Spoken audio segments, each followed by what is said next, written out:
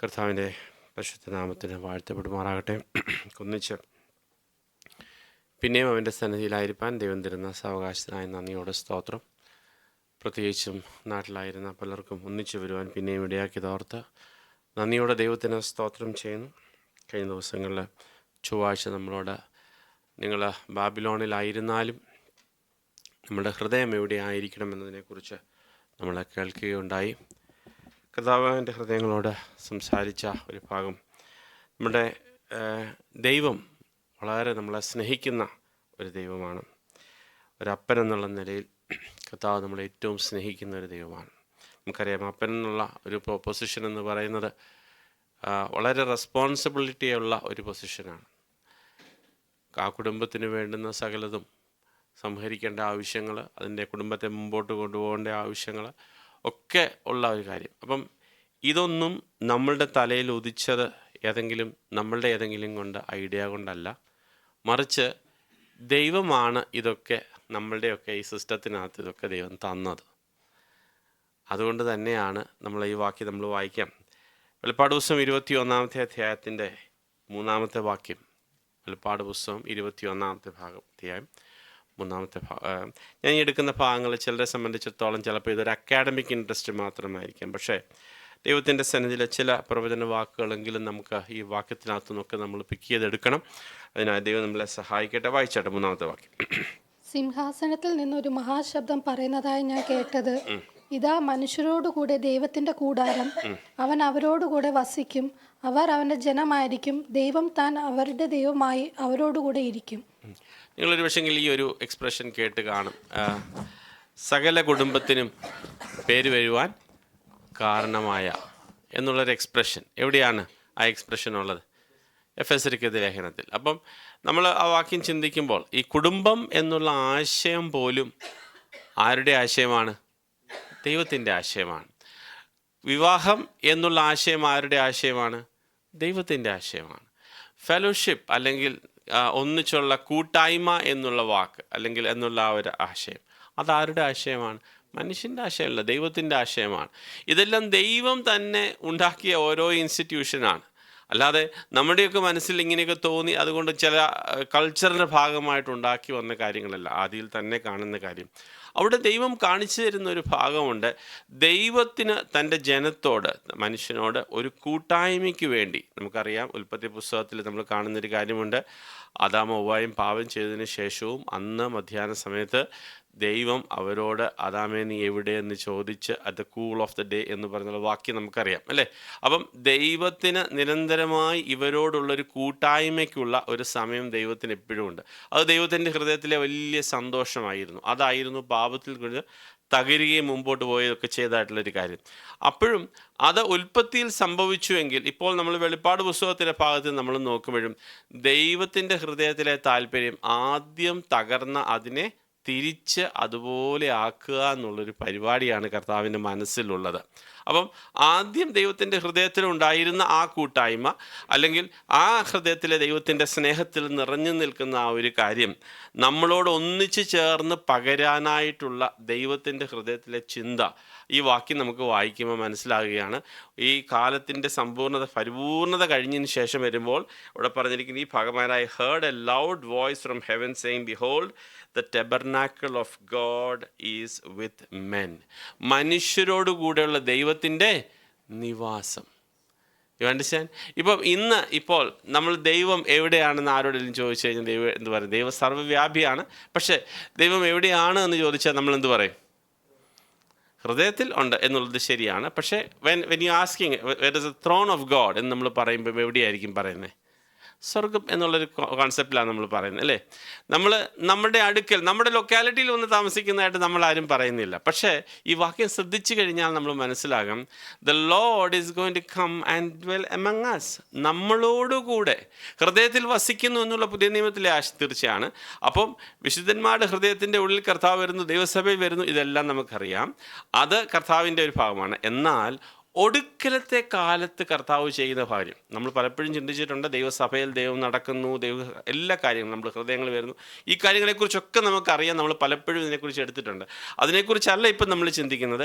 ഒടുക്കലത്തെ കാലഘട്ടത്തിൽ എങ്ങനെയായിരിക്കും?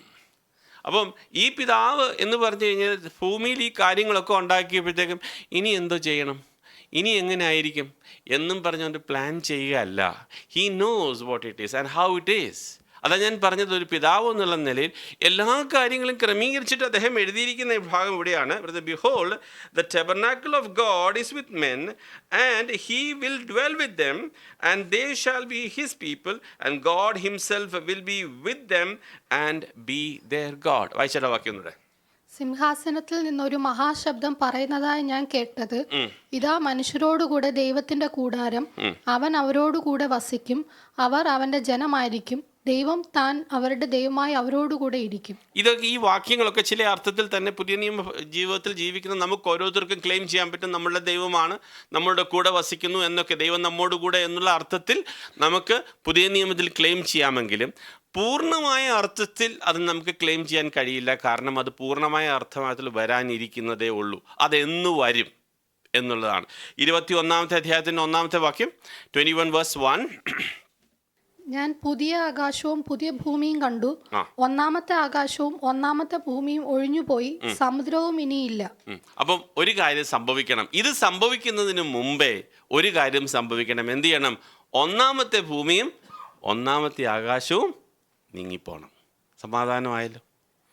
ഈ നമ്മൾ കിടന്ന് പ്രശ്നം ഉണ്ടാക്കുന്നത്, നമ്മൾ കിടന്ന് എല്ലാ ഷോ കാണിക്കുന്ന എല്ലാ യുദ്ധങ്ങളും എല്ലാ കാര്യങ്ങളും ഒഴിഞ്ഞു പോകും എന്നുള്ളൊരു കാര്യം. നമ്മൾ പലപ്പോഴും പല കാര്യങ്ങളും നമ്മൾ ചിന്തിക്കുമ്പോൾ നമ്മുടെ മനസ്സ് ചിന്തിക്കും, ഞാൻ അത്ര മനോഹരമായിട്ട് ഉണ്ടാക്കിയെന്ന് പറഞ്ഞാലും. 2 പത്രോസ് 3-ാം അധ്യായത്തിലെ വാക്യങ്ങളൊന്ന് വായിച്ച്. 2 പത്രോസ് 3-ാം അധ്യായം 3-ാമത്തെ വാക്യം 7-ാമത്തെ വാക്യം, വേഴ്സ് 7. ഇപ്പോഴത്തെ ആകാശവും ഭൂമിയും അതേ വചനത്താൽ തീക്കായി സൂക്ഷിച്ചതും.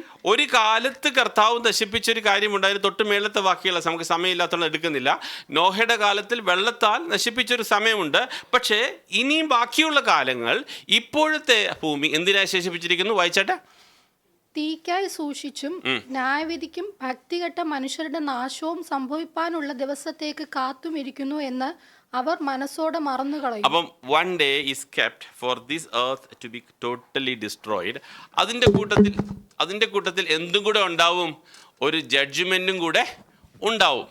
അപ്പം ഇത് രണ്ടും കൂടെ ചേർന്നുണ്ടാകും. അതാണല്ലോ അവിടെ എഴുതിയിരിക്കുന്നത്, അല്ലേ?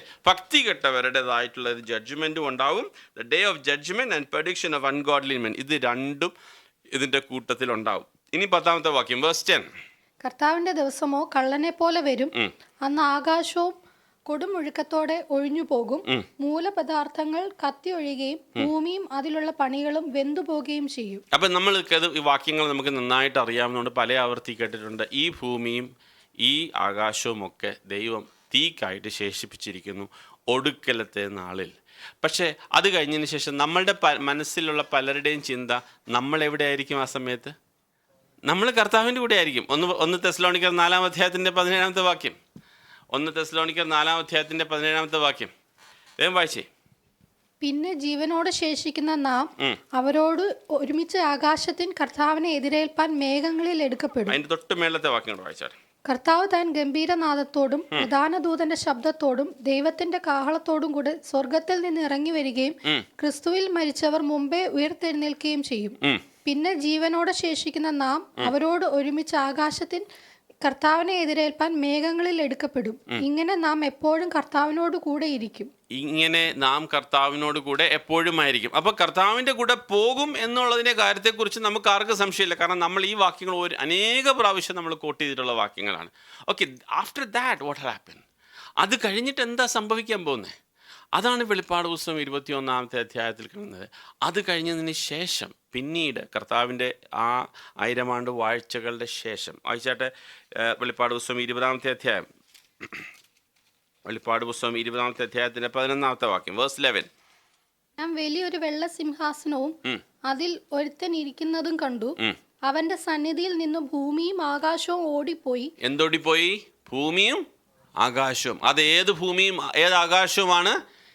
ഇപ്പോൾ നമ്മൾ കാണുന്ന ഈ ഭൂമിയും ആകാശവും ഓടിപ്പോകും. അപ്പം ഈ ന്യായവിധിക്ക് മുമ്പ്, അപ്പോസ്തലനായ പത്രോസ് പറഞ്ഞ ന്യായവിധിക്ക് മുമ്പ് ഈ കാര്യങ്ങൾ ഒന്നിച്ച് ചേർന്ന് സംഭവിക്കുന്ന കാര്യങ്ങളാണ്. ഓക്കെ, അപ്പോൾ അവിടെ ഉണ്ടാകുന്ന അത് ഓടിപ്പോയി. പിന്നെ അവയെ പിന്നെ കണ്ടില്ല. മരിച്ചവർ ആബാലവൃത്തം സിംഹാസനത്തിന് മുമ്പിൽ നിൽക്കുന്നത് കണ്ടു. മരിച്ചവർ ആബാലവൃത്തം എന്ന് പറഞ്ഞാൽ എല്ലാവരും ദൈവസന്നിധിയിൽ വന്ന് വരേണ്ടതായിട്ട് വരും അല്ലേ? അവിടെ പറഞ്ഞ എല്ലാവരും ദൈവസന്നിധി, മരിച്ചവർ ആബാലവൃത്തം ദൈവസന്നിധി വരേണ്ടവരിക്കും. ആരൊക്കെ വരും? വായിച്ചാട്ട് വായിച്ചു, വേഗം വായിച്ചു പോയട്ടെ. പുസ്തകങ്ങൾ തുറന്നു, ജീവന്റെ പുസ്തകം എന്ന മറ്റൊരു പുസ്തകവും തുറന്നു. പണ്ട് കാലമായിരുന്നെങ്കിൽ നമുക്ക് ഇത്രയൊക്കെ പുസ്തകങ്ങൾ ഉണ്ടെന്നൊക്കെ നമുക്ക് ചിന്തിക്കണം. അന്നത്തെ കാലത്ത് ഇത് എഴുതുമ്പോൾ ചുരുളുകൾ മാത്രമായിരുന്നു ഉണ്ടായിരുന്നത്. ഈ ഫാസ്റ്റ് പ്രിൻറ്റിങ് മെഷീൻസോ കമ്പ്യൂട്ടറുകളോ ഒന്നും ഇല്ലായിരുന്നു. അപ്പോൾ ഇത്രയും ഒരാളുടെ ഡീറ്റെയിൽ സൂക്ഷിക്കുക എന്ന് പറയുന്നത് അന്നത്തെ കാലത്ത് അവർക്ക് ചിന്തിക്കാൻ പോലും പറ്റുന്നൊരു കാര്യമല്ല. എന്നാൽ ദൈവത്തിൻ്റെ വചനത്തിൽ പറയുന്ന കാര്യങ്ങൾ പറയുന്നത് ഇന്നിപ്പോൾ നമുക്കറിയാം. നമ്മൾ ഇവിടെ നിന്ന് ഇറങ്ങി നമ്മൾ എവിടെയൊക്കെ പോയെന്നുള്ളത് നമ്മുടെ മൊബൈലിനോട് ചോദിച്ചാൽ മതി, നമ്മൾ എവിടെയൊക്കെ പോയെന്ന് അല്ലേ? നമ്മുടെ മൊബൈലിനറിയാം നമ്മൾ എവിടെയൊക്കെ പോയെന്ന്. അത് ചെന്ന് നോക്കിയാൽ മതി. നിങ്ങൾക്കറിയത്തില്ലെങ്കിലും ആ കമ്പനിക്കാർക്കറിയാം നിങ്ങൾ എവിടെയൊക്കെ പോയിട്ടുണ്ടെന്നുള്ളത്. അപ്പം ഓരോരുത്തർക്ക് അപ്പം ദൈവത്തിന്, സർവവും കണ്ടുകൊണ്ടിരിക്കുന്ന ദൈവത്തിന് സകലതും ക്ലിയറാണ്. അപ്പം ഇനിയും ആരുടെയും ഒരു പ്രത്യേകിച്ച് ഞാൻ എന്തുകൊണ്ടാണ് അങ്ങനെ ചെയ്തത്, ഞാൻ എന്തുകൊണ്ടാണ് ഇങ്ങനെ പറഞ്ഞത്, അദ്ദേഹം ഇങ്ങനെ പറഞ്ഞുകൊണ്ടാണ് അതൊന്നും ആവശ്യമില്ല. എല്ലാം രേഖപ്പെടുത്തിയിട്ടുണ്ട്. അപ്പോൾ ഒരുപാട് പുസ്തകങ്ങളുണ്ട്. ഈ പുസ്തകങ്ങളൊക്കെ തുറക്കും. ഇതൊക്കെ നമ്മൾ ആവർത്തിച്ച് കേട്ടിട്ടുണ്ട്. അതുകൊണ്ട് ഇതൊന്നും നമുക്ക് ചിന്തിക്കാൻ ഇപ്പോൾ സമയമില്ല. പുസ്തകങ്ങൾ തുറക്കുന്ന സമയത്ത് എന്ത് ചെയ്യും? ഒരു പുസ്തകം കൂടെ തുറക്കും. ആ പുസ്തകത്തിൻ്റെ പേരെന്നാണ് ജീവൻ്റെ പുസ്തകം തുറക്കും. ആ ജീവൻ്റെ പുസ്തകത്തിനകത്ത് പേരെഴുതി കാണാത്ത ഏവനെയും വായിച്ചാട്ടെ, വേഗം വായിച്ചാട്ടെ. ജീവന്റെ പുസ്തകം എന്നൊരു മറ്റു പുസ്തകവും തുറന്നു. പുസ്തകങ്ങളിൽ എഴുതിയിരിക്കുന്നതിന് ഒത്തവണ്ണം മരിച്ചവർക്ക് അവരുടെ പ്രവൃത്തികൾക്കടുത്ത് ന്യായവിധി ഉണ്ടായി. സമുദ്രം തന്നെയുള്ള മരിച്ചവരെ ഏൽപ്പിച്ചു കൊടുത്തു. മരണവും പാതാളവും തങ്ങളിലുള്ള മരിച്ചവരെ ഏൽപ്പിച്ചു കൊടുത്തു. ഓരോരുത്തന് അവനവന്റെ പ്രവൃത്തികൾക്കടുത്ത വിധി ഉണ്ടായി. അടുത്ത വാക്യം. മരണത്തെയും പാതാളത്തെയും തീപ്പൊയ്കയിൽ തള്ളിയിട്ടു. ഈ തീപ്പൊയ്ക രണ്ടാമത്തെ മരണം. ജീവപുസ്തകത്തിൽ പേരെഴുതി കാണാത്ത ഏവനെയും തീപ്പൊയ്കയിൽ തള്ളിയിടും. അപ്പം വളരെ ക്ലിയർ ആയിട്ടുള്ള ഒരു ചോദ്യം നമ്മുടെ മനസ്സിന്റെ ഉള്ളിൽ ഉണ്ടായിരിക്കണം. നമ്മളുടെ പേര് ജീവന്റെ പുസ്തകത്തിൽ ഉണ്ടോ ഇല്ലയോ എന്നുള്ള കാര്യത്തെക്കുറിച്ച്. Can we read in Tamil also that, brother? Can you read that verse in Tamil, the last verse of that? God's plan is very, very clear and plain. ഇതിന് വലിയ ഒരു ഇൻ്റർപ്രിട്ടേഷൻ്റെ ആവശ്യമില്ല. ഏതൊരു വ്യക്തിക്കും മനസ്സിലാകും. ഒരു തീപ്പൊയ്കയുണ്ട്. ആ തീപ്പൊയ്ക മനുഷ്യന് വേണ്ടി ഉണ്ടാക്കിയതല്ല, അത് പിശാചിന് വേണ്ടി ഉണ്ടാക്കിയ സാധനമാണ്. അവിടേക്ക് ഒരു മനുഷ്യനെയും വിടാൻ ദൈവത്തിന് ആഗ്രഹമില്ല. പക്ഷേ നിങ്ങൾ പോകണമെന്ന് നിർബന്ധം പിടിച്ചാൽ ദൈവം വിടും. മനസ്സിലാവുന്നുണ്ടോ? ജീവൻ്റെ പുസ്തകത്തിൽ പേരെഴുതി കാണാത്ത ഏവനെയും തീപ്പൊയ്കയിൽ തള്ളിയിടും. അപ്പം നമ്മുടെ ഹൃദയത്തിലെ ഒരു കാര്യം നമ്മുടെ മനസ്സിലുണ്ടാകണം. നമ്മുടെ എല്ലാവരുടെയും പേര് ജീവൻ്റെ പുസ്തകത്തിൽ കാണണം. ദാറ്റ് ഇസ് എ ബേസിക് ആയിട്ടുള്ള കാര്യം. അപ്പം ഇതുവരെ ഇത്രയും കാര്യങ്ങൾ നമ്മൾ ആവർത്തിച്ച് നമ്മൾ പ്രസംഗിച്ച കാര്യങ്ങളാണ്. അതുകൊണ്ട് ഇതിനകത്തൊന്നും ഞാനിപ്പോൾ സമയം എടുക്കുന്നില്ല. പക്ഷേ ഞാൻ പറഞ്ഞത് ഇനി എന്താ സംഭവിക്കുന്നത്? ഓക്കെ, ഈ കാര്യങ്ങൾ കഴിഞ്ഞു. ഈ ആകാശം പോയി, ഈ കാണുന്ന ഭൂമിയും ഈ കാണുന്ന വണ്ടിയും വള്ളവും എല്ലാം പോവും, തീക്കാട്ട് ശേഷിക്കും. അത് കഴിഞ്ഞിട്ട് പിന്നെ എന്ത് സംഭവിക്കും? പിന്നെ സംഭവിക്കുന്ന കാര്യമാണ് 21-ാമത്തെ അധ്യായത്തിൻ്റെ ആദ്യത്തെ വാക്യം, പുതിയ ആകാശവും പുതിയ ഭൂമിയും. അപ്പം ഈ കാര്യം, ഇത്രയും കാര്യങ്ങൾ സംഭവിച്ചതിന് ശേഷം കർത്താവായ യേശുക്രിസ്തു തൻ്റെ ന്യായമായ വിധികളെല്ലാം പ്രസ്താവിച്ചതിന് ശേഷം ഒരു കൂട്ടത്തെ വേർതിരിച്ചെടുത്തു. നമ്മൾ പാടിയ പല പാട്ടുകളും നമ്മളൊന്ന് ശ്രദ്ധിച്ച് പാടിയിരുന്നെങ്കിൽ നിങ്ങൾ മനസ്സിലാവും. പുത്തനാം യെരൂശലേമിൻ്റെ കാര്യങ്ങളെക്കുറിച്ചൊക്കെ ശ്രദ്ധിച്ച് നിങ്ങൾ പാടിയിരുന്നെങ്കിൽ ഒരു കാര്യം മനസ്സിലാകും. ഇവിടെ പറഞ്ഞിരിക്കുന്നു, ദൈവത്തിൻ്റെ ഒരു കൂടാരം. ഈ കുറച്ച് കൂട്ടരെ ദൈവം തമ്പുരാൻ വേർതിരിച്ചെടുക്കുകയാണ്. ആ ഒരു കുറച്ച് കൂട്ടരുടെ കൂടെ ദൈവം തമ്പുരാൻ വസിക്കാൻ പോവുകയാണ്. മനസ്സിലാവുന്നുണ്ടോ? വസിക്കാൻ പോവുക. അവിടെ വായിച്ച് ആ വാക്യത്തിൽ ഇങ്ങനെയൊക്കെ, for the first heaven and there was no more sea. എന്നിട്ട് ജോൺസ് ഹോളി സിറ്റി, രണ്ടാമത്തെ വാക്യം. പുതിയ യെരൂശലേം എന്ന വിശുദ്ധ നഗരം കർത്താവിനായി അലങ്കരിച്ചിട്ടുള്ള മണവാട്ടിയെ പോലെ ഒരുങ്ങി സ്വർഗത്തിൽ നിന്ന് ദൈവസന്നിധിയിൽ നിന്ന് തന്നെ ഇറങ്ങുന്നതും ഞാൻ കണ്ടു. അപ്പോൾ ഒരു പുതിയ യെരൂശലേം അവിടെ നിന്ന് ഇറങ്ങി വരുന്നതായിട്ട്, സ്വർഗത്തിൽ നിന്ന് ഇറങ്ങി വരുന്നതായി കണ്ടു. എന്നിട്ട് ഒരു അനൗൺസ്മെന്റ് വരിക അതിൻ്റെ പുറകെ. എന്താണ് അതിൻ്റെ പുറകിലുള്ള അനൗൺസ്മെന്റ്? ബിഹോൾഡ്, വായിച്ചാൽ. സിംഹാസനത്തിൽ നിന്ന് ഒരു മഹാശബ്ദം പറയുന്നതായി ഞാൻ കേട്ടത്, ഇതാ മനുഷ്യരോടുകൂടെ ദൈവത്തിന്റെ കൂടാരം. ഹല്ലേലൂയ, സ്തോത്രം. മനസ്സിലായോ? നമ്മൾ പലപ്പോഴും നമ്മൾ മനസ്സിലാക്കുന്നത്, നമ്മൾ പിള്ളേരോടൊക്കെ പറഞ്ഞ് നിങ്ങൾക്ക് സ്വർഗത്തിൽ പോകണ്ടേ, സ്വർഗത്തിൽ പോകണം, ശരിയാണ്. പക്ഷേ സ്വർഗത്തിൽ പോകുന്നത് വരെ മാത്രമേ നമ്മൾ പലപ്പോഴും കേട്ടിട്ടുള്ളെങ്കിലും, പക്ഷേ കർത്താവിൻ്റെ വചനത്തിനകത്ത് ഇതും കൂടെ രേഖപ്പെടുത്തിയിരിക്കുന്നു, പുതിയ ആകാശവും പുതിയ ഭൂമിയും എന്ന ശേഷം പുതിയ യെരൂശലേം എന്നുള്ളൊരു പട്ടണത്തിലോട്ട് കർത്താവ് വരികയാണ്. അവിടെ പറയുന്നു മനുഷ്യരോട് കൂടെ വസിക്കാനായിട്ട് പോവുകയാണ്, മനുഷ്യരോട് കൂടെ വസിക്കാൻ പോവുക. അപ്പം എല്ലാവർക്കും അവിടെ എൻട്രി ഉണ്ടോ? എല്ലാവർക്കും എൻട്രി ഉണ്ടോ? ഇല്ല, എല്ലാവർക്കും എൻട്രി ഇല്ല. താഴോട്ട് വായിച്ചാട്ടെ, വേഗം വായിച്ചേ. വളരെ സെൽഫ് എക്സ്പ്ലനേറ്ററി ആണ്, പക്ഷെ നമുക്ക് വേഗം വായിച്ചു പോകാം. അവൻ അവരോടുകൂടെ വസിക്കും, അവർ അവന്റെ ജനമായിരിക്കും, ദൈവം താൻ അവരുടെ ദൈവമായി അവരോടുകൂടെ ഇരിക്കും. അവൻ അവരുടെ കണ്ണിൽ നിന്ന് കണ്ണുനീരെല്ലാം തുടച്ചു കളയും. അപ്പോൾ മാത്രമേ കണ്ണുനീരെല്ലാം തുടയ്ക്കാനായിട്ട് കഴിയത്തുള്ളൂ. കണ്ണുനീരെല്ലാം തുടയ്ക്കുന്ന ഒരു ദിവസം വന്നാണ്. Every tears. ഇനിയും കണ്ണുനീരിൻ്റെ ആവശ്യങ്ങളില്ല. അന്നുവരെ കണ്ണുനീരും പ്രയാസങ്ങളും ഒക്കെ ഭൂമിയിൽ കാണും എന്ന് ദൈവത്തിൻ്റെ വചനം രേഖപ്പെടുത്തിയിരിക്കുന്നു. അതുകൊണ്ട് ഞാൻ പറഞ്ഞതിനൊന്നും എക്സ്പ്ലനേഷൻ ആവശ്യമില്ല. പക്ഷേ we need to read this, we need to know that that's where we are going, that's a direction it is. വായിച്ചാട്ടെ. ഇനി മരണം ഉണ്ടാകുകയില്ല, ദുഃഖവും മുറവിളിയും കഷ്ടതയും ഇനി ഉണ്ടാകുകയില്ല. ഒന്നാമത്തേത് കഴിഞ്ഞുപോയി. സിംഹാസനത്തിൽ ഇരിക്കുന്നവൻ ഇതാ ഞാൻ സകലവും പുതുതാക്കുന്നു എന്ന് അരുളി ചെയ്യുന്നു. എഴുതുക, ഈ വചനം വിശ്വാസയോഗ്യവും സത്യവുമാകുന്നു എന്ന് അവൻ കൽപ്പിച്ചു. എഴുതുക എന്ന് പറയുമ്പോൾ യോഹന്നാൻ ഒരു പക്ഷെങ്കിൽ ഇത് കണ്ടോണ്ട് ഇങ്ങനെ ശബ്ദമായി ഇങ്ങനെ നിന്നുപോയി കാണും. യോഹന്നാനോട് ദൈവം പറയാണ്, എഴുതുക, don't forget to write these things. ഇത് എഴുതാൻ നീ മറക്കരുത്. ഞാൻ സകലതും പുതുതാക്കാൻ പോകുന്ന കാര്യം നീ എഴുതുക എന്നുള്ളത് മറക്കരുത്. എന്നിട്ട് താട്ട് വായിച്ചാട്ടെ. And he said to me, പിന്നെ അവൻ എന്നോട് അരുളി ചെയ്തത്, സംഭവിച്ചു തീർന്നു. ഞാൻ ആൽഫയും ഒമേഗയും ആദിയും അന്തവുമാകുന്നു. ദാഹിക്കുന്നവന് ഞാൻ ജീവനീരുറവയിൽ നിന്ന് സൗജന്യമായി കൊടുക്കും. ജയിക്കുന്നവന് ഇത് അവകാശമായി ലഭിക്കും. 2 വാക്കുകൾ നമ്മൾ വളരെ ക്ലിയർ ആയിട്ട് മനസ്സിലാക്കണം. എൻ്റെ പൊന്നു സഹോദരങ്ങളെ, നിങ്ങൾ ഈ 2 വാക്കുകൾ നിങ്ങൾ മറന്നിട്ട് പോകരുത്. 1 ദാഹിക്കുന്നവന്, 2 ജയിക്കുന്നവന്. മനസ്സിലായോ?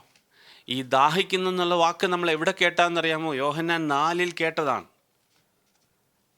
ഒരു സ്ത്രീ വന്ന് കർത്താവിനെടുക്കുക, കർത്താവെ എനിക്ക് ഈ വെള്ളം തരണമേ, ജീവൻ്റെ വെള്ളം. അവിടെ കേട്ടതാണ് ആ വാക്യം. ദാഹിക്കുന്നു, ദാഹം ഉണ്ടായിരിക്കണം. 2 you need to be an overcomer, ജയിക്കുന്നവന്. ഹല്ലേലൂയ. പ്രിയ സഹോദരങ്ങളെ, നമ്മുടെ ജീവിതത്തിൽ മനസ്സിലാക്കണം, നമ്മളുടെ ജീവിതത്തിൽ പാപത്തിൻ്റെ പ്രശ്നങ്ങൾ വരും, കോപം വരും, പാപത്തിൻ്റെ ഓരോ കാര്യങ്ങൾ വരും, ഓരോ വിഷയങ്ങളെ ആർക്കെന്ത് പാപമായിക്കൊള്ളട്ടെ. പക്ഷേ നമുക്കതിനെ ജയിക്കുവാനായ ദൈവത്തിൻ്റെ പരിശുദ്ധാത്മാവിലൊരു വിളി നമുക്കുണ്ടെന്നുള്ള കാര്യം നമ്മൾ മറന്നു പോകരുത്. നമ്മുടെ പലരുടെയും നമ്മളുടെ ചിന്ത എന്നാണെന്നറിയാമോ? Even if I am not an overcomer, it's okay. No, the Lord's way says no. See, we cannot change. If you read chapter 22, don't add anything to it, don't remove anything from here. ഇതിൽ നിന്ന് ഒന്നും കൂട്ടുകയോ കുറയ്ക്കുകയോ ചെയ്യരുത്. നമുക്കിത് കൂട്ടാനോ കുറയ്ക്കാനോ നമുക്ക് അവകാശമില്ല. വളരെ വ്യക്തമായി പറയുന്നൊരു കാര്യം, you need to be an overcomer. പ്രിയ സഹോദരങ്ങളെ, നമ്മളുടെ ജീവിതത്തിൽ എന്ത് തന്നെ വിഷയങ്ങളായിക്കൊള്ളട്ടെ, ഒരു പക്ഷേ എന്ത് പാപ വിഷയങ്ങളായിക്കൊള്ളട്ടെ, go and ask the Lord, Lord give me grace, give me grace. കർത്താവേ, എനിക്ക് കൃപ വേണം. So that means you need to be the fighters. കർത്താവ് നമുക്ക് കോംപ്രമൈസ് ചെയ്ത് പോകുന്ന ഒരു വ്യക്തിയെക്കുറിച്ചല്ല ഈ പിക്ചർ കാണുന്നതായിട്ടുള്ളൊരു കാര്യം. എന്നിട്ട് താഴോട്ടൊരു വലിയൊരു ലിസ്റ്റ് കൊടുക്കുകയാണ്. ഈ കാര്യങ്ങളെക്കുറിച്ച് പറയുമ്പോൾ 20-ാമത്തെ അധ്യായത്തിൽ ഇതിൻ്റെ കാര്യത്തെക്കുറിച്ച് ക്ലോസ് ചെയ്താണ്. എഗെയിൻ ഇറ്റ്സ് റിമൈൻഡേഴ്സ് ആണ്. കാരണം 21-ാമത്തെ അധ്യായത്തിലോട്ട് കടന്നു വരുന്ന ആരും ഈ കൂട്ടത്തിൽ ഉണ്ടായിരിക്കില്ല. പക്ഷേ അത് റിമൈൻഡേഴ്സ് ആണ്. 21-ാമത്തെ വാക്യത്തിൽ, 8-ാമത്തെ വാക്യത്തിൽ, verse 8, എന്നാൽ ഭീരുക്കൾ, അവിശ്വാസികൾ, അറയ്ക്കപ്പെട്ടവർ, കുലപാതകന്മാർ, ദുർനടപ്പുകാർ, ശുദ്രക്കാർ, ബിംബാരാധികൾ എന്നിവർക്കും ഭോഷ്കു പറയുന്ന ഏവർക്കുമുള്ള ഓഹരിയും തീയും ഗന്ധവും കത്തുന്ന പൊയ്കയത്രേ. അത് 2-ാമത്തെ മരണം. ഇത് 20-ാമത്തെ അധ്യായത്തിൽ നമ്മൾ കണക്ക് വെച്ച് നോക്കി 20-ാമത്തെ അധ്യായത്തിന് ഇപ്പുറത്തോട്ട് അവർ വരികയില്ല. പക്ഷേ നമ്മളെ പിന്നെയും ഓർപ്പിക്കുകയാണ്. Remember, this is written to a church. ഒരു ദൈവസഭയ്ക്ക് എഴുതിയ ഒരു ലെറ്റർ ആണല്ലേ.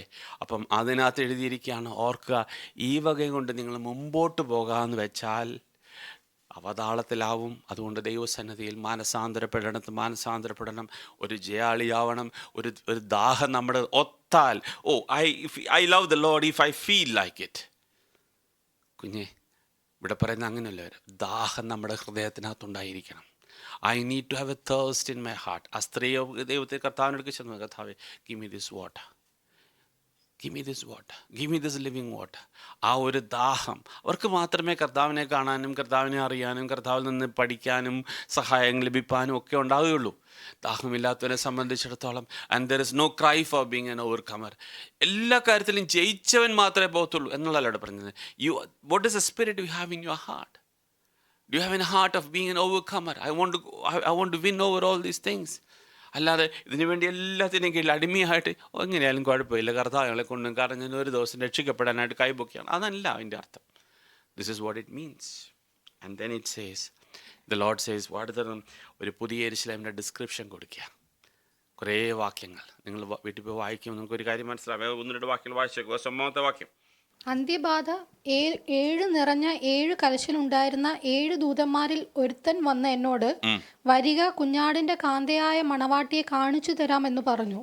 ഇപ്പോൾ കണ്ടോ, ഈ കുഞ്ഞാട്ടിൻ്റെ മണവാട്ടിയെക്കുറിച്ച് നമ്മൾ പറയുന്ന ഇവിടെ 2 കൊരിന്ത്യർ 11-ാം അധ്യായത്തിൽ അപ്പോസ്തലനായ പൗലോസ് പറയുന്നുണ്ട്, ദൈവസഭയെ ഞാൻ നിങ്ങൾക്കൊരു വിവാഹത്തിനായി നിശ്ചയിച്ചിരിക്കുന്നു എന്നുള്ള കാര്യത്തെക്കുറിച്ച് അവിടെ പറയുന്നു. എഫെസ്യർക്കെഴുതിയ ലേഖനത്തിനകത്ത് പറഞ്ഞിരിക്കുന്നു, ക്രിസ്തുവും സഭയെക്കുറിച്ച് പറഞ്ഞിരിക്കുന്നു. എല്ലാം പറയുന്ന കർത്താവിന് വേണ്ടി ഒരുക്കപ്പെടുന്ന ഒരു കൂട്ടം, a bunch of people who are being prepared for the Lord. Praise the Lord. അവർക്ക് വേണ്ടി ഒരുക്കപ്പെടുന്ന ഒരു സിറ്റി ഉണ്ട്.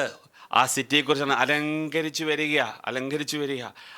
വർണ്ണിച്ചു പറയണം. അതിൻ്റെ താഴെ കാണുമ്പോൾ ഇറ്റ് ഇസ് കംപ്ലീറ്റ്ലി ഗോൾഡ്. അതിൻ്റെ സൈഡിലെ ഓരോ കല്ലുകളെ കൊണ്ടും അത് പറഞ്ഞിരിക്കുന്ന, അതിൻ്റെ ഗോപുരത്തെക്കുറിച്ച് പറഞ്ഞിരിക്കുന്നു, അതിൻ്റെ ഷേപ്പിനെ കുറിച്ച് പറഞ്ഞിരിക്കുന്നു. It is like A cube. അതിൻ്റെ ഹൈറ്റിനെ കുറിച്ച് പറഞ്ഞിരിക്കുന്നു. അതിന് 4 സൈഡിലും 3 ഗേറ്റ് വെച്ച് ആ ഗേറ്റിൽ ഓരോന്നിനുള്ള പേരും കാര്യങ്ങളും അതിൻ്റെ എല്ലാ ഡീറ്റെയിലും പറഞ്ഞിരിക്കുന്നു. അത് വീട്ടിൽ ചെന്ന് വായിച്ചാൽ മതി. പക്ഷെ നിങ്ങളൊരു കാര്യം മനസ്സിലാക്കണം, അവിടെ ഒരു 12 കല്ലുകളെക്കുറിച്ച് എഴുതിയിട്ടുണ്ട്. 12 കല്ലുകളെക്കുറിച്ച് കണ്ടിട്ടുണ്ടോ? ആ 12 കല്ലിൻ്റെ കാര്യം if you read verse 19 onwards, it says the foundation കല്ലുകൾ എങ്ങനെയൊക്കെയാണ്? 19-ാമത്തെ വാക്യം.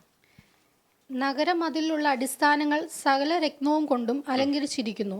1-ാം അടിസ്ഥാനം സൂര്യകാന്തം, 2-ാമത്തേത് നീലരത്നം, 3-ാമത്തേത്. ഒന്നാമത്തെ കാര്യം, നമുക്കിതെല്ലാം കല്ലുകളായിട്ട് തോന്നുള്ളൂ. നമുക്കിതിനി ഇതെല്ലാം വായിച്ചെന്ന് പറഞ്ഞാൽ നമുക്കിതൊന്നും വലിയ വ്യത്യാസമൊന്നും വരുന്നില്ല. പക്ഷെങ്കിൽ ഒരു കാര്യം നിങ്ങൾ മനസ്സിലാക്കണം, ഈ സയൻസും ഫിസിക്സും കെമിസ്ട്രിയും ഒക്കെ നന്നായിട്ട് അറിയാവുന്ന ഓരോ കുഞ്ഞുങ്ങളാണല്ലോ നമ്മുടെ ഈ ദൈവവചനം വായിക്കുന്നത്. പോളറൈസ്ഡ് ലൈറ്റ് എന്നും ഐസോടോപ്സ് എന്നൊക്കെ നിങ്ങൾ ഒരു പക്ഷെങ്കിൽ പഠിച്ചു കാണും, കാർബണിൻ്റെ ഐസോടോപ്സും എന്നൊക്കെ പറഞ്ഞ. പക്ഷേ ഈ കല്ലുകൾ സ്പെഷ്യലായിട്ടുള്ള കല്ലുകളാണ്. ഈ കല്ലുകളിൽ പതിക്കുന്ന ഓരോ ബീമുകളും അതൊരിക്കലും പലതരത്തിൽ ഡിസ്ട്രാക്റ്റ് ചെയ്യപ്പെടത്തില്ല. സ്പെഷ്യലായിട്ടുള്ള കല്ലുകളാണ്. ഈ കല്ലുകളെ മാത്രം, അനേക കല്ലുകളിൽ നിന്നും പ്രത്യേകിച്ച് മാത്രം തിരഞ്ഞെടുക്കാൻ മാത്രം കെമിസ്ട്രി അറിയാവുന്ന ഒരു വ്യക്തി അല്ല യോഹന്നാൻ. അതുകൊണ്ട് തന്നെ ദൈവശാസ്ത്രജ്ഞന്മാർ പറയുന്നത് ദൈവത്തിൻ്റെ ജ്ഞാനം എത്രയോ വലുതാണ്. 19th സെഞ്ച്വറിയിലാണ് നമുക്ക് ഈ പറഞ്ഞതുപോലത്തെ പോളറൈസേഷനെ കുറിച്ചൊക്കെ, ലൈറ്റിൻ്റെ പോളറൈസേഷനെ കുറിച്ചൊക്കെ നമ്മൾ മനസ്സിലാക്കുന്നത്. പക്ഷേ ഇതൊക്കെ വരുന്നതിന് മുമ്പേ ഈ സ്പെഷ്യൽ കല്ലുകളെ മാത്രം ദൈവത്തിൻ്റെ സിറ്റിക്ക് വേണ്ടി തിരഞ്ഞെടുത്തു. ദൈവം പറയുകയാണ്, I am beyond the time, I am the Alpha and the Omega. പ്രിയ സാരങ്ങളെ, you need to understand the depth of his knowledge. അവൻ്റെ ജ്ഞാനം എത്ര വലുതാണ്. നമ്മൾ വിചാരിക്കും നമ്മൾ ഇന്നലെ കണ്ടുപിടിച്ച പോളറൈസ്ഡ് ലൈറ്റാണ്, it's a great thing, and നമ്മൾ പ്രശ്നമൊക്കെ വെച്ചിട്ട് ഒക്കെ പറഞ്ഞു. പക്ഷേ കർത്താവ് പറയുന്നു, എൻ്റെ ഈ കല്ലുകളെ കണ്ടതൊക്കെ സ്പെഷ്യൽ കല്ലുകളാണ്.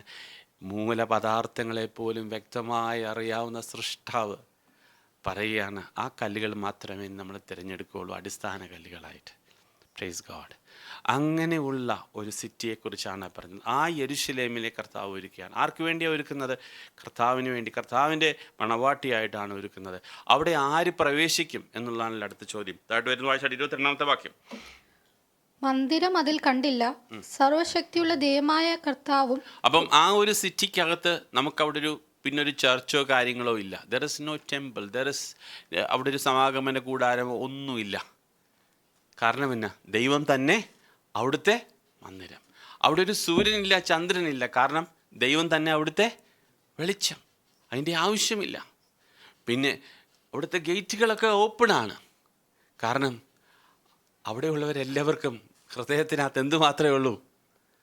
സ്നേഹം മാത്രമേ ഉള്ളൂ. അവിടെ ആർക്കും അവിടെ വായിച്ചയുടെ വാക്യം 22-ാമത്തെ വാക്യം 25-ാമത്തെ വാക്യം വേഴ്സ് 25. അതിന്റെ ഗോപുരങ്ങൾ പകൽക്കാലത്ത് അടക്കിയില്ല, രാത്രി അവിടെ ഇല്ലല്ലോ. ജാതികളുടെ മഹത്വവും ബഹുമാനവും അതിലേക്ക് കൊണ്ടുവരും. കുഞ്ഞാടിന്റെ ജീവപുസ്തകത്തിൽ എഴുതിയിരിക്കുന്നവരല്ലാതെ അശുദ്ധമായതും യാതൊന്നും മ്ലേച്ഛതയും ഭോഷ്കും പ്രവർത്തിക്കുന്നവർ ആരും അതിൽ കടക്കുകയില്ല. ഈ കുഞ്ഞാടിൻ്റെ പുസ്തകം 20-ാമത്തെ അധ്യായത്തിൽ കണക്ക് പറയാൻ തീർന്നതാണ്. പിന്നെയും ഓർപ്പിക്കുകയാണ്. എന്താ പിന്നെ നമ്മളെ ഓർപ്പിക്കുന്നതിനെന്നറിയാമോ? But there shall be no means enter it anything that defiles or causes an abomination or a lie, but only those who are written in the Lamb's book of life. ഞാൻ എന്തുകൊണ്ടാണ് പിന്നെയും ഞാൻ പറഞ്ഞത് ജീവൻ്റെ പുസ്തകത്തിൽ പേരെഴുതി കാണണമെന്ന് പറഞ്ഞത്? ആ സിറ്റിയിൽ ദൈവത്തോട് കൂടെ വസിക്കുവാനായിട്ട് ആ സിറ്റിയിൽ താമസിക്കാൻ പോകുന്ന ആര് മാത്രമേ ഉള്ളൂ? 1 കോടി രൂപയുള്ള വ്യക്തി ജീവിതങ്ങൾ മാത്രം. അങ്ങനെ നമ്മൾ ചിന്തിക്കരുത്. പൈസ ഒന്നും എടുത്തൊരു വിഷയമല്ല. ജീവൻ്റെ പുസ്തകത്തിൽ പേരെഴുതിയിട്ടുണ്ടോ അവരെ മാത്രമേ അവിടെ താമസിക്കാനായിട്ട് അനുവദിക്കുകയുള്ളൂ. അവർക്ക് മാത്രമേ പ്രവേശനമുള്ളൂ. Praise God, hallelujah. പ്രിയ സഹോദരങ്ങളെ, നമുക്കിത് എഴുതി വച്ചിട്ടുണ്ടെന്നുള്ള കാര്യം നമുക്ക് സന്തോഷമാണ്. നമുക്ക് സന്തോഷമുണ്ട് നമ്മുടെ ഹൃദയങ്ങളുടെ ഉള്ളിൽ. Lord, I really thank you. നമ്മളിന്ന് പാടിയ പാട്ടിൽ പല പാട്ടുകൾ നിങ്ങൾ ശ്രദ്ധിച്ചെങ്കിൽ ഭക്തന്മാരുടെ ഹൃദയത്തിൽ, എല്ലാവരുടെയും ഹൃദയത്തിലുണ്ടായിരുന്നു one day I'll go there, I'll be there. ഞാൻ എൻ്റെ ദൈവത്തിൻ്റെ കൂടെ അവിടെ ആയിരിക്കും. എന്നിട്ട് പറയുകയാണ് അവിടെ ഒരു സിംഹാസനം ഉണ്ടാവും. ആ സിംഹാസനത്തെക്കുറിച്ച് 22-ാമത്തെ അധ്യായത്തിന് 1-ാമത്തെ വാക്യം, he showed me a throne. 22:1. വീതിയുടെ നടുവിൽ ദൈവത്തിന്റെയും കുഞ്ഞാടിന്റെയും സിംഹാസനത്തിൽ നിന്ന് പുറപ്പെടുന്നതായ പളുങ്കുപോലെ ശുഭ്രമായ ജീവജലനദിയും അവൻ എന്നെ കാണിച്ചു. നദിക്ക് ഇക്കരെയും അക്കരെയും ജീവവൃക്ഷം ഉണ്ട്. അത് 12 വീതം ഫലം കായ്ച്ചു മാസം തോറും അതാത് ഫലം കൊടുക്കുന്നു. വൃക്ഷത്തിന്റെ ഇല ജാതികളുടെ രോഗശാന്തിക്ക് ഉതകുന്നു. യാതൊരു ശാപവും ഇനി ഉണ്ടാകുകയില്ല. നമ്മൾ ശാപങ്ങളെക്കുറിച്ചൊക്കെ ചിന്തിക്കുമ്പോൾ പല ശാപങ്ങൾ നമ്മൾ പാടിയല്ലോ. കർത്താവ് ശാപങ്ങളൊക്കെ വഹിച്ചുവെങ്കിലും ഭൂമിയുടെ മേൽ കിടക്കുന്ന ശാപമുണ്ട്. ആ ശാപമൊന്നും ഇന്നും തീർന്നിട്ടില്ല. ഉണ്ടോ? ഇന്നും തീർന്നിട്ടില്ല. ഇന്നും മുള്ളും പറക്കാരെയും ഒക്കെ മുളയ്ക്കുന്നുണ്ട്. അപ്പോൾ ശാപത്തിൻ്റെ ഭാഗമാണത്. അപ്പം അത് തീർന്നിട്ടില്ല. എന്നാൽ അതെല്ലാം തീർന്നൊരു ദിവസത്തെക്കുറിച്ചാണ് ഈ പറയുന്നത്. There's going to be a place like that. Hallelujah. Do you believe it or not? നിങ്ങൾ വിശ്വസിച്ചാലും വിശ്വസിച്ചില്ലെങ്കിലും ദൈവത്തിൻ്റെ വചനത്തിനകത്ത് ഇത് രേഖപ്പെടുത്തി. നമ്മൾ പലപ്പോഴും നമ്മുടെ പല പ്രസംഗങ്ങളും നമ്മൾ ഈ ഭാഗങ്ങൾ അധികം ടച്ച് ചെയ്യാറില്ല. പക്ഷേ ഒരു കാര്യം ദൈവത്തിൻ്റെ വചനം, ദൈവത്തിൻ്റെ ആളുടെ സിംഹാസനത്തിൻ്റെ മധ്യത്തിൽ കൂടെ അതിൽ നിന്ന് ഒഴുകി വരുന്ന ഒരു റിവർ ഓഫ് ലൈഫ്, അവിടെ പറഞ്ഞ ഒരു ജീവനദി, the river of water of life is clear as crystal. നമ്മളുടെ എല്ലാത്തിനും ഉതകുവാൻ വേണ്ടി കണ്ടിന്യൂസ് ആയി. ഒന്ന് ഓർക്കണമേ, ഏതെൻ്റെ തോട്ടത്തിൻ്റെ നടുവിൽ എന്തുണ്ടായിരുന്നു? ജീവവൃക്ഷം ഉണ്ടായിരുന്നു. ഇവിടെ പറഞ്ഞിരിക്കുന്നു, a river of life is flowing in the midst of all that and there shall be no more curse. The throne of God and the Lamb shall be in it. വായിച്ചാട്ടാ വാക്യം, 3-ാമത്തെ വാക്യം. യാതൊരു ശാപവും ഇനി ഉണ്ടാകുകയില്ല. ദൈവത്തിന്റെയും കുഞ്ഞാടിന്റെയും സിംഹാസനം അതിലിരിക്കും. ദൈവത്തിൻ്റെയും കുഞ്ഞാടിൻ്റെയും സിംഹാസനം അതിലിരിക്കും. അപ്പോൾ അവിടെ നമ്മളൊക്കെ എന്തായിട്ട് ചെയ്യാൻ പറ്റും? അവിടെ നമുക്ക് എന്ത് ചെയ്യാൻ പറ്റും? തൊട്ടടുത്ത് ഭാഗം വായിച്ചെടുത്തായിട്ട്, അവന്റെ ദാസന്മാർ അവനെ ആരാധിക്കും. പക്ഷേ if you read in English for me, you know what it is written? His servants shall serve him. His servants shall serve him. Hallelujah. Yes, ബ്രദറിൻ്റെ വേഴ്സിനകത്ത് bond servant shall serve him. Hallelujah. പ്രിയ സഹോദരങ്ങളെ, അവനെ നമ്മൾ ആരാധിക്കുക എന്ന് പറയുമ്പോഴത്തേക്കും നമ്മൾ അഗെയിൻ നമുക്ക് ഈ പറഞ്ഞതുപോലെ നമ്മൾ ആരാധിപ്പിക്കുകയും ഒക്കെ നമ്മളിങ്ങനെ യൂസ്ഡ് ആയതുകൊണ്ട് ആരെങ്കിലുമൊക്കെ ആരാധിപ്പിച്ചാൽ നമ്മൾ ആരാധിക്കും അല്ലേ എന്ന് പറയുന്നാൽ ഇത് അവർ ദേ സെർവ് ഹിം വിൽഫുള്ളി. അവിടെ പറഞ്ഞിരിക്കുന്നു, they shall see his face and his name shall be on their foreheads. വായിച്ചാട്ട് 4-ാമത്തെ വാക്യം, verse 4. അവർ അവന്റെ മുഖം കാണും, അവന്റെ നാമം അവരുടെ നെറ്റിയിലിരിക്കും. Praise God. എന്താണ് ഇതിൻ്റെ സ്പെഷ്യാലിറ്റി? അവൻ്റെ നാമം അവൻ്റെ നെറ്റിയിലിരിക്കുമെന്ന് പറഞ്ഞാൽ എന്താണ് അതിൻ്റെ പ്രത്യേകത? നമുക്കറിയാം, ഒരു കാലത്തുണ്ടാവും, ഭൂമിയിലുണ്ടാവും, ദൈവത്തെ ആരാധിക്കുന്നവർ പരസ്യമായി ആരാധിക്കേണ്ടതായിട്ട് വരും. എന്നാൽ ആൻറ്റിക്രൈസ്റ്റിൻ്റെ മുദ്ര കൈമേലോ നെറ്റിമേലോ, രണ്ടിടത്തും മതി. രഹസ്യത്തിലോ പരസ്യത്തിലോ ആയാലും പ്രശ്നമില്ല. പക്ഷേ അന്ന് നിങ്ങൾ ദൈവത്തിന് വേണ്ടി നിൽക്കുകയാണെങ്കിൽ പരസ്യമായി നിൽക്കേണ്ടി വരും. അപ്പം അങ്ങനെ ഒരു കാലഘട്ടത്തെക്കുറിച്ച് മുമ്പ്, ഈ 20-ാമത്തെ അധ്യായത്തിന് മുമ്പുള്ള കാര്യത്തെക്കുറിച്ച് പറഞ്ഞു. ആ സമയത്ത് പറഞ്ഞിരുന്നു, അന്ന് അവർ ഭൂമിയിലായിരുന്നപ്പോൾ ധൈര്യത്തോടെ പറഞ്ഞു, I am a child of God. Hallelujah. പ്രിയ സഹോദരങ്ങളെ, അവരുടെ നെറ്റിമേലുണ്ടായിരുന്നു ഞാനൊരു ദൈവ പൈതലാണ് എന്ന് ധൈര്യത്തോടെ അവർ പറഞ്ഞു. അത് പലർക്കും ജീവൻ പോലും നഷ്ടപ്പെട്ട അവസ്ഥകളുണ്ടായിരുന്നു, അല്ലേ? ഹല്ലേലൂയ. ഇന്നും അവിടെ ചെല്ലുമ്പോഴും ഒരു വ്യത്യാസവും ഇല്ല. ആ നെറ്റിയിൽ ഇപ്പോഴും ഉണ്ട്. എന്തുണ്ട്? It is for the Lord, his fathers name is they. Praise God. ഇവിടെ പറഞ്ഞിരിക്കുന്നു, and there shall be in his face and his name shall be on their foreheads and there shall be no night. അടുത്ത വാക്യം, verse 5. ഇനി രാത്രി ഉണ്ടാകുകയില്ല. ദൈവമായ കർത്താവ് അവരുടെ മേൽ പ്രകാശിക്കുന്നത് കൊണ്ട് വിളക്കിന്റെ വെളിച്ചമോ സൂര്യന്റെ വെളിച്ചമോ അവർക്ക് ആവശ്യമില്ല. അവർ എന്നേക്കും രാജാക്കന്മാരായിരിക്കും. അവരെന്നേക്കും they shall reign. Hallelujah. ഈ ഭാഗങ്ങളൊക്കെ നിങ്ങൾ ഇനി പഴയ നിയമ ഭാഗങ്ങൾ എടുത്തു വെച്ച് വായിച്ചിരിക്കണം. സിയോനിൽ ദൈവം വാഴുന്നു എന്നൊക്കെ പറയുന്നുള്ള ഭാഗങ്ങൾ മനസ്സിലാക്കണം. You have to now compare these two. This is what is talking about. One day there will be raining time. നമുക്കറിയാം, 1000 ആണ്ട് വാഴ്ചക്കാലത്ത് അന്ന് ന്യായം വിധിക്കുന്ന ആരായിരിക്കും? സുപ്രീം കോടതി ജഡ്ജി ആയിരിക്കുമോ? ആരായിരിക്കും? 1000 ആണ്ട് വാഴ്ചക്കാലം ആരായിരിക്കും ന്യായം വിധിക്കുക? ഇവിടുത്തെ BL പഠിച്ച സ്റ്റുഡൻസ് ആയിരിക്കുമോ? വിശുദ്ധന്മാരായിരിക്കും ന്യായം വിധിക്കാൻ പോകുന്നത്. ആ കാലഘട്ടം കഴിഞ്ഞു. അത് കഴിഞ്ഞതിന് ശേഷം ഇപ്പോൾ അതെല്ലാം കഴിഞ്ഞതിന് ശേഷം 22-ാമത്തെ അധ്യായത്തിലോട്ട് കടന്നു വരുമ്പോൾ അവിടെ പറയുകയാണ്, that you will be raining as Kings. ദൈവത്തിന് വേണ്ടി രാജകീയ പുരോഹിത വർഗവുമായി എന്ന്. അപ്പം when you read this you understand. ഈ അപ്പോസ്റ്റലന്മാരുടെ എല്ലാം മനസ്സിൽ ഈ ഗ്ലിംസ് ഉണ്ടായിരുന്നു. അവർ രാജകീയ പുരോഹിത വർഗമായി എഴുതിയിരിക്കുന്നു പറയുമ്പോൾ വൺ ഡേ അക്ഷരാർത്ഥത്തിൽ അവർ രാജകീയ പുരോഹിത വർഗമായ ദൈവസന്നിധിയിൽ നിൽക്കാൻ പോകുന്നൊരു ദിവസം ഉണ്ട് എന്ന് അവരുടെ മനസ്സിൽ അറിയാമായിരുന്നു. അങ്ങനെയായിരുന്നു അവർ എഴുതിയിരുന്നത്. എന്നിട്ട് വേഴ്സ് 6 ആറാമത്തെ വാക്യം, ടൈം ഈസ് നിയർ. വേഴ്സ് 6 ആറാമത്തെ വാക്യം, പിന്നെ അവൻ എന്നോട്, ഈ വചനം വിശ്വാസ്യ യോഗ്യവും സത്യവുമാകുന്നു. പ്രവാചകന്മാരുടെ ആത്മാക്കളുടെ ദൈവമായ കർത്താവ് വേഗത്തിൽ സംഭവിക്കേണ്ടത് തൻ്റെ ദാസന്മാർക്ക് കാണിച്ചു കൊടുപ്പാൻ തൻ്റെ ദൂതനെ അയച്ച്, ഇതാ ഞാൻ വേഗത്തിൽ വരുന്നു. ഈ പുസ്തകത്തിലെ പ്രവചനം പ്രമാണിക്കുന്നവൻ ഭാഗ്യവാൻ എന്ന് പറഞ്ഞു. Praise God. I am coming quickly. ഞാൻ വേഗത്തിൽ വരുന്നു. ഈ പറഞ്ഞ പുസ്തകത്തിൽ ഇറങ്ങിയിരിക്കുന്ന ഈ കാര്യങ്ങൾ പ്രമാണിക്കുക എന്ന് പറഞ്ഞ് അവർക്ക് എഴുതി കൊടുത്ത പുസ്തകമാണ്. നമുക്കറിയാം, it is around about 2000 years, 2000 വർഷങ്ങളായി ഈ പുസ്തകങ്ങൾ എഴുതി. ഇപ്പോഴും ദൈവം ഷോർട്ട്ലി എന്നാണ് പറഞ്ഞത്. എന്താണ് ഷോർട്ട്ലി എന്ന് പറഞ്ഞാൽ? ദൈവത്തിൻ്റെ സന്നിധിയിൽ 1000 ഒരു ദിവസം വായിച്ചാൽ 1000 വർഷം പോലെയും. 2 പത്രോസ് 3-ാം അധ്യായത്തിലെ വാക്യം, ചിലർ താമസം എന്ന് വിചാരിക്കുന്നത് പോലെ കർത്താവ് തന്റെ വാഗ്ദത്തം നിവർത്തിപ്പാൻ താമസിക്കുന്നില്ല. ആരും നശിച്ചു പോകാതെ. 8-ാമത്തെ വാക്യം, എന്നാൽ പ്രിയമുള്ളവരെ, കർത്താവിന് ഒരു ദിവസം 1000 സംവത്സരം പോലെയും 1000 സംവത്സരം ഒരു ദിവസം പോലെയും ഇരിക്കുന്നു എന്നീ കാര്യം നിങ്ങൾ മറക്കരുത്. അപ്പോൾ കർത്താവിൻ്റെ ഷോർട്ട്ലി എന്ന് പറയുമ്പോൾ how short according to our calculation എന്നുള്ളത് ക്ലിയർ അല്ല, നമുക്കറിയത്തില്ല. പക്ഷെങ്കിൽ ഒരു കാര്യം നമുക്കറിയാം, ഈ സംഭവങ്ങളൊക്കെ നടക്കുമ്പോൾ നമുക്കറിയാം, the Lord will come very soon, very soon. പക്ഷേ വന്നാലും വന്നില്ലെങ്കിലും വി ആർ നോട്ട് സ്കേർഡ്. നമ്മൾ ഇരുട്ടിൻ്റെ മക്കളല്ല, നമ്മൾ വെളിച്ചത്തിൽ നടക്കുന്നവരാണ്. അതുകൊണ്ട് നമ്മളെ സംബന്ധിച്ചിടത്തോളം it is not a surprise, അല്ലേ? ഒന്ന് ഓർത്ത് നോക്കി, നമ്മൾ വിദേശത്തായിരിക്കുന്ന ഒരു ഭർത്താവ് പെട്ടെന്ന് തിരിച്ചു വരുമ്പോഴത്തേക്കും ഭാര്യ തൻ്റെ ജീവിത ശൈലി മാറ്റേണ്ട അവസ്ഥയൊന്ന് ഓർത്തു നോക്കിക്കേ. അങ്ങനത്തെ ഒരവസ്ഥ പെട്ടെന്ന് വരും. അയ്യോ, ഭർത്താവ് വരുന്നു, അതുകൊണ്ട് എൻ്റെ ജാരന്മാരെയൊക്കെ ഞാൻ മാറ്റണം, എൻ്റെ കാമുകന്മാരെയൊക്കെ മാറ്റണം എന്ന് പറയുന്ന ഒരവസ്ഥയൊന്ന് ഓർത്തു നോക്കിക്കേ. But those are walking in light, വെളിച്ചത്തിൽ നടക്കുന്നവരെ സംബന്ധിച്ചിടത്തോളം വരുന്നു, വന്നോട്ടെ, we are more than happy, welcome, I will prepare food for you, come എന്നല്ലേ നമ്മൾ പറയുള്ളൂ.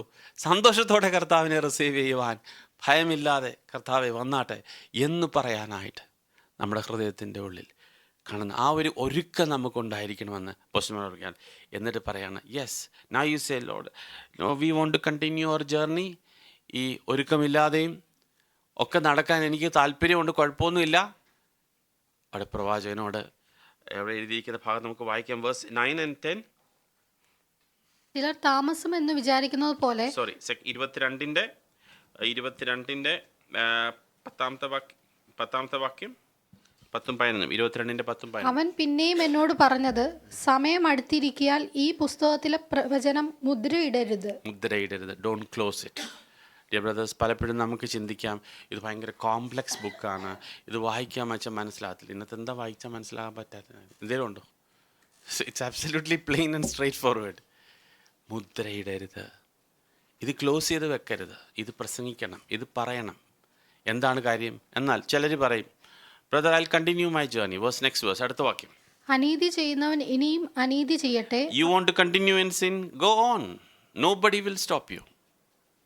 Go on. But you want to be righteous? Be righteous. വായിച്ചാട്ടെ. അഴുക്കുള്ളവൻ ഇനിയും അഴുക്കാകട്ടെ, നീതിമാൻ ഇനിയും നീതി ചെയ്യട്ടെ.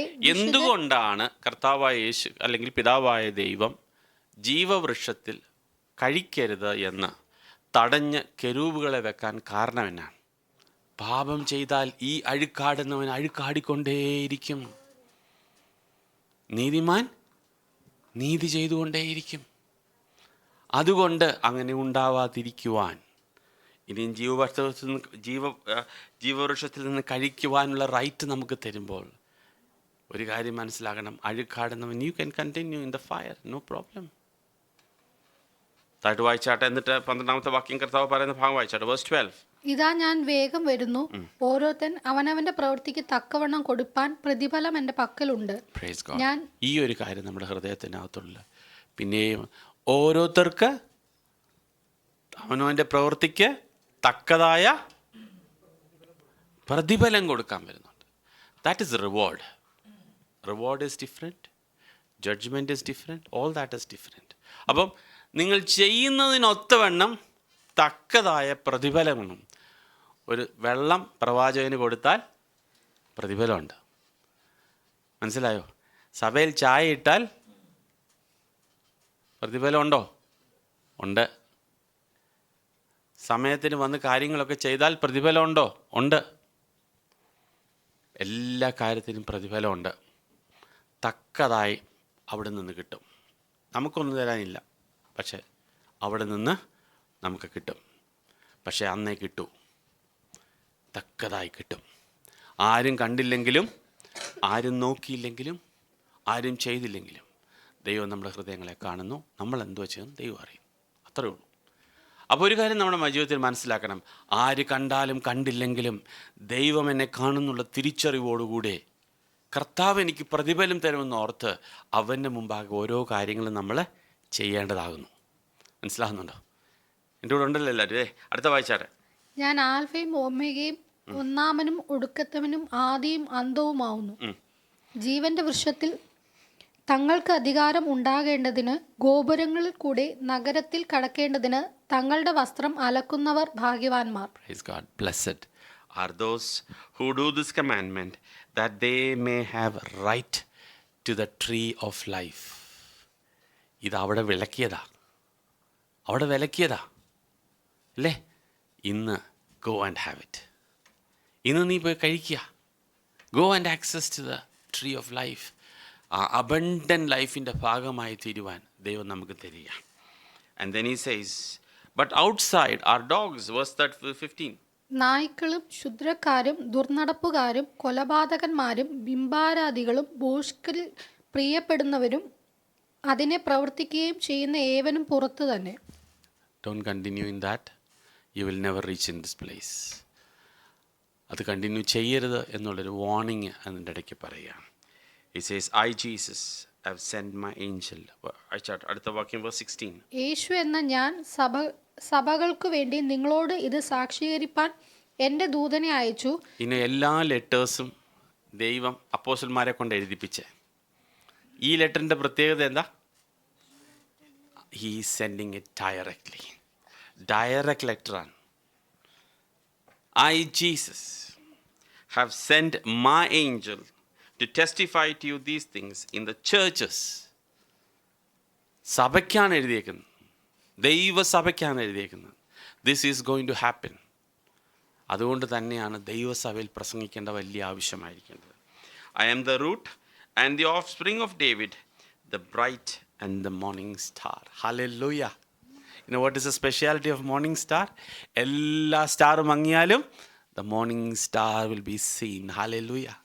And that is what he says. I have the right to say that. എന്നാണ് കർത്താവ് യേശു ക്രിസ്തു പറഞ്ഞത്. അവൻ സഹ ചെയ്യേണ്ടതെല്ലാം ചെയ്തേച്ചു, പിതാവിൻ്റെ വലത്ത് ഭാഗത്ത് നമുക്ക് വേണ്ടി ഇരുന്ന് ചെയ്തിട്ടുണ്ട്. And then he says, the spirit and the bride says, come. 11ാമത്തെ വാക്യം,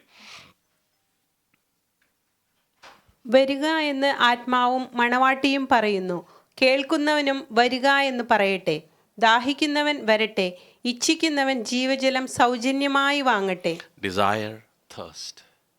Desire it, thirst it. സൗജന്യമായി ലഭിക്കുന്നത്. God is not asking you money or anything. God is asking a love for God. ദൈവത്തോടുള്ള സ്നേഹം അദ്ദേഹം ചോദിക്കും. കർത്താവിനോട് ചേർന്ന് നടപ്പ് അദ്ദേഹം ചോദിക്കുന്നു. Desire it in your heart. Hallelujah. നമുക്ക് ദൈവത്തിൻ്റെ കർത്താവേ, Lord, I want to desire it in my heart. എൻ്റെ ഹൃദയത്തിൽ കർത്താവേ, ലോകത്തിൽ എന്തുണ്ടെന്ന് പറഞ്ഞാലും എന്ത് ലഭിച്ചെന്ന് പറഞ്ഞാലും അതൊക്കെ ഈ ലോകത്തിൽ ഒഴുകിപ്പോകുന്ന അല്ലെങ്കിൽ കത്തിപ്പോകുന്നതിന് വേണ്ടി മാത്രമേ ഉള്ളൂ. പക്ഷെ നിലനിൽക്കുന്ന ഒന്നിലേക്ക് അപ്പോസ്തലന്മാരെപ്പോഴും കർത്താവായ യേശു ക്രിസ്തു പോയിന്റ് ചെയ്ത്, this is what is going to last. You desire this, you thirst for this.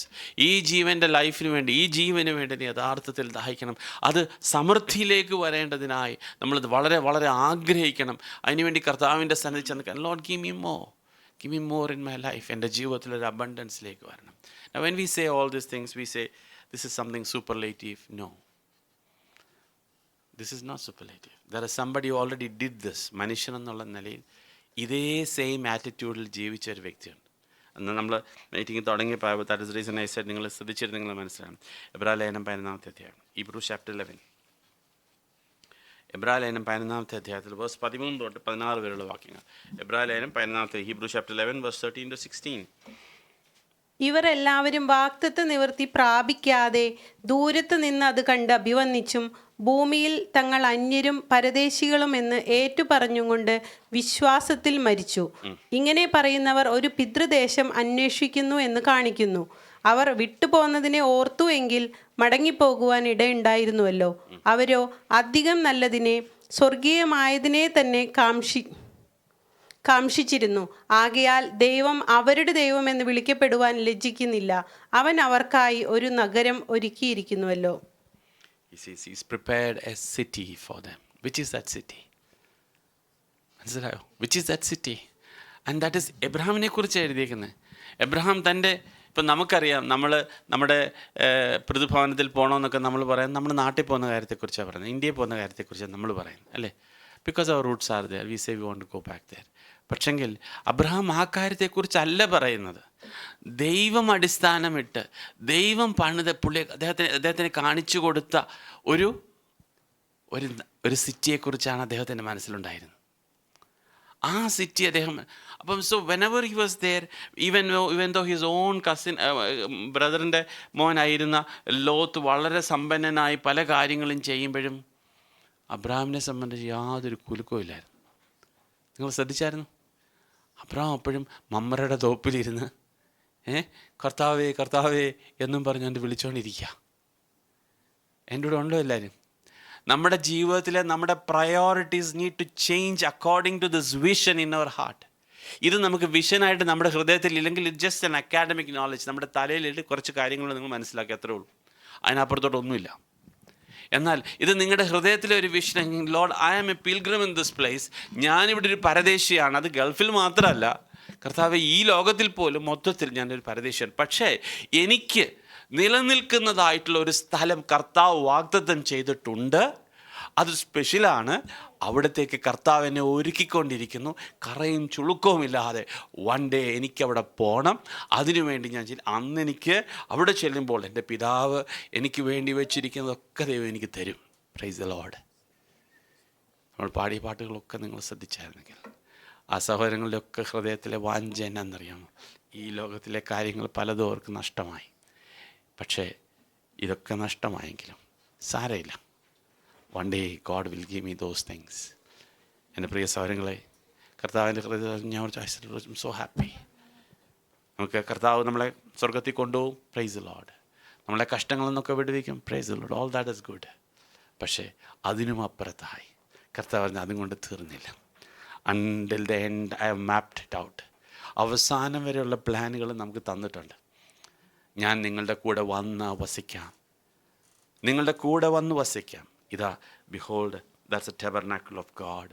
He comes and dwells with us.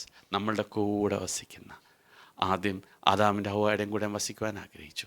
അത് കഴിഞ്ഞതിന് ശേഷം സമാഗമന കൂടാരത്തിൽ ഇസ്രായേൽ മക്കളോട് പറഞ്ഞു, നിങ്ങളിവിടെ വന്ന് എന്നോട് കൂട്ടായ്മ കൂടണേ, നിങ്ങൾ വരണേ, ആഗ്രഹം ഉണ്ടെങ്കിൽ വരണേ.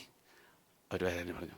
ദൈവസഭയിൽ, പുതിയ നിയമസഭയോട് പറഞ്ഞു, നിങ്ങൾക്ക് വേണ്ടി ഞാൻ ഒരു സഭയാക്കി തലയായി നിൽക്കാം, എല്ലാ കാര്യങ്ങളും പറഞ്ഞു. എന്നാൽ ഇനിയും പെർമനൻ്റായ ഒരു പ്ലേസിലേക്ക് കർത്താവ് കൊണ്ടുപോയി. Praise the Lord. പക്ഷേ ആ പഴയ നിയമഭക്തന്മാരായിരുന്ന അബ്രഹാം പോലും അവരുടെ മനസ്സിലുണ്ട് വൺ ഡേ. നമ്മൾ പറഞ്ഞപ്പോൾ സാധനം പറഞ്ഞായിരുന്നല്ലോ, ഈ പറയുന്നവരെല്ലാവരും പറഞ്ഞു ഞങ്ങൾക്ക് വേണ്ടി ഒരു സ്ഥലം ഒരുക്കിയിരിക്കും. We look forward to that. പ്രിയ സഹോദരൻ, പുതിയ നിയമഭക്തന്മാരെ നമ്മുടെ മനസ്സിൽ എത്രയധികം ക്ലിയർ ആയിരിക്കണം ഈ പിക്ചർ. അവർക്കുള്ളതിനേക്കാട്ടിലും കൂടുതൽ, കാരണം അവർക്കുള്ളതിനേക്കാളും കൂടുതൽ വെളിപ്പാടുകൾ നമുക്ക് പുസ്തകത്തിനകത്ത് ലഭിച്ചിട്ടുണ്ട്. അങ്ങനെയാണെങ്കിൽ എത്രയധികം നമ്മുടെ ഹൃദയങ്ങളിൽ ഉണ്ടാവണം. നമ്മുടെ കണ്ണുകളെ അടച്ച ദൈവസന്നിധിയിൽ അല്പനേരം let's close your eyes please. Let's come to the Lord. കർത്താവേ, അങ്ങയുടെ വിഷൻസ് ഞങ്ങളുടെ ഹൃദയങ്ങളിൽ തരണമേ. നമ്മുടെ കണ്ണുകളെ ദൈവസന്നിധിയിൽ നിന്ന് അടച്ചാട്ട് കർത്താവിനോട് പറഞ്ഞാട്ട്, കർത്താവെ എന്നെ സഹായിക്കണം. കർത്താവ്, ഇത് മാനുഷികമായ ചില കർത്താവെ ആലോചനകളായി തലയിൽ നിൽക്കാനായിട്ടല്ല കർത്താവെ. ഞങ്ങളുടെ ജീവിതകാലം മൊത്തം ഞങ്ങൾ ഈ കർത്താവെ ഈ ഭൂമിയിൽ കഴിക്കുമ്പോഴും ഞങ്ങളുടെ ഹൃദയത്തിൻ്റെ ഉള്ളിൽ കഴിഞ്ഞ ചൊവ്വാഴ്ച ഞങ്ങളോട് കേൾപ്പിച്ചു, നിങ്ങൾ ബാബിലോണിൽ പാർക്കുമ്പോഴും ദാനിയേലിൻ്റെ ഹൃദയം യെരുശലേമിനെ കുറിച്ചായിരുന്നു, നെഹമ്യാവിൻ്റെ ഹൃദയം യെരുശലേമിനെ കുറിച്ചായിരുന്നു. പ്രിയ സഹോദരങ്ങളെ, നമ്മളുടെ ഹൃദയവും കർത്താവ് പണിയുന്ന പുത്തൻ യെരുശലേമിനെ കുറിച്ചായിരിക്കണം. ഹല്ലേലൂയ. ആ പുത്തൻ യെരുശലേമിൻ്റെ ഭാഗത്തിൽ നമ്മളെയും ദൈവമാക്കി തീർക്കുവാൻ ദൈവത്തിന് സന്തോഷമേ ഉള്ളൂ. ഒരു കുളമ്പ് പോലും നശിച്ചു പോകുവാൻ ദൈവത്തിന് ആഗ്രഹമില്ല. ജീവിതത്തിൽ പേരെഴുതി കാണുവാൻ താല്പര്യത്തോടെ, അത് തന്നെയുമല്ല അത് കഴിഞ്ഞതിന് ശേഷവും ദാഹത്തോടുകൂടെ as an overcomer continue walking with the Lord. കർത്താവെ സഹായിക്കണമേ എന്നുള്ള ആഗ്രഹത്തോടുകൂടെ തന്നെ നമുക്ക് മനസ്സ് വെക്കും. കർത്താവെ, എനിക്ക് ദാഹമുണ്ട്, കർത്താവിനോട് ചേർന്ന് നടക്കുവാൻ ദൈവമേ ഞങ്ങളെ സഹായിക്കണം. പ്രിയപിതാവേ, നീ ഞങ്ങളുടെ പ്രാർത്ഥന കേട്ടതിനായി സ്തോത്രം. അങ്ങയുടെ പരിശുദ്ധാത്മാ ഞങ്ങളോട് സംസാരിച്ചുകൊണ്ടതിനായി സ്തോത്രം. കർത്താവെ, ഈ വാക്കുകൾ, കർത്താവെ, അങ്ങയുടെ വചനങ്ങൾ മുദ്രയിടരുതെന്ന് സ്വർഗത്തിലെ ദൈവം കൽപ്പിച്ചുവല്ലോ. കർത്താവെ, ഞങ്ങൾ ദൈവസഭയായി മുദ്രയിടുന്നില്ല, ഞങ്ങളത് പിന്നെയും വിളിച്ചു പറയുന്നു. എന്നാൽ കർത്താവെ, ഞങ്ങളുടെ ഹൃദയങ്ങളുടെ പലകൾ കർത്താവെ അങ്ങയുടെ പരിശുദ്ധാത്മാവ് എഴുതി തരണമേ.